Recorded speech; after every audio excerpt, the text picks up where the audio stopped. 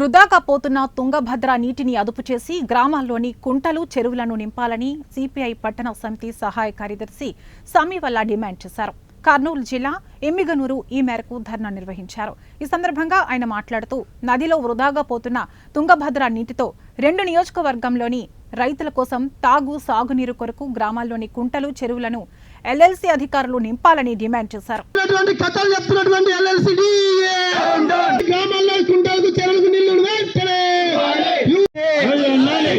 గ్రామాల్లో కుంటలు చెరువులు అడుగంటుకు పోయినా పట్టించుకోండి. గ్రామాల్లో చెరువులు కుంటలు అడుగంటు పట్టించుకున్నట్టు సమర్థత పోతున్న నీటిని పట్టించుకోకపోవడం అంటే భారత కమ్యూనిస్ట్ పార్టీ అవినీతి అరకట్టలేని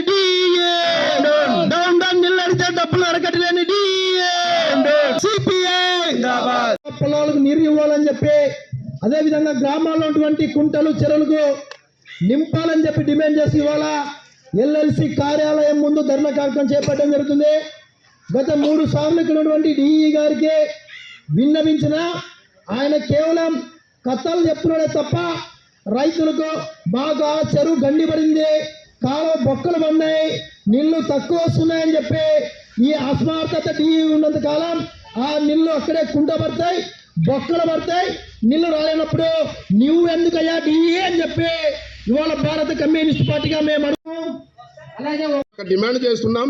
అందువల్ల తక్షణమే ఆ రకంగా నింపి రైతులకి సాగునీరు తాగునీరు ఇవ్వాలని మరి పెద్ద ఎత్తున మేము ధర్నా చేస్తున్నాం. అందువల్ల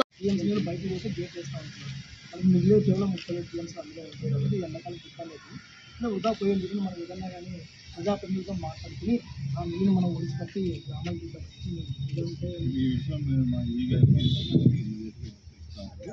మా వరకు మేము చేస్తున్నాము. పై వాళ్ళతో కూడా కన్సల్ట్ అయ్యి అవి ఇంకోటి ఏమంటే మీరు అన్నట్టు జిఆర్పీస్ తీసుకుని కానీ అవన్నీ గత నెల రోజుల నుంచి కూడా తుంగభద్ర ప్రాజెక్టు పూర్తిస్థాయి నిండి డొర్లితులు మొత్తం కూడా పొర్లిడి ఇవాళ సముద్రంలో కలిసినటువంటి నీటిని ఒడిసి పట్టి గ్రామాల్లో ఉన్నటువంటి కుంటలు చెరువులు నింపాల్సినటువంటి బాధ్యత ఇక్కడ ఉన్నటువంటి ఎల్ఎల్సి అధికారులపైన ఉందని చెప్పి అదేవిధంగా ఇవాళ ఈ 2 నియోజకవర్గాల్లో సరైన వర్షాలు లేకపోవడంతో ఇక్కడ వర్షావతారం మీద ఆధారపడినటువంటి భూములు పూర్తి స్థాయిలో ఇవాళ నీళ్లు లేక ఎండిపోవడం జరుగుతుంది.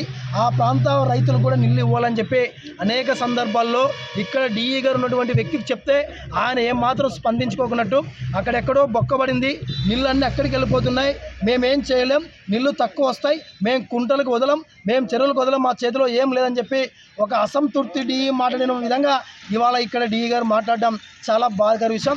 ఎందుకంటే ఈ ప్రాంతంలో రైతులు పూర్తి స్థాయిలో వలసలు వెళ్తున్నారు. ఆ వలసలు నివారించవలసిన బాధ్యత కూడా ఇక్కడ నీళ్ళు ఇచ్చేసి ఇక్కడ డిఈ గారి మీద ఉంది.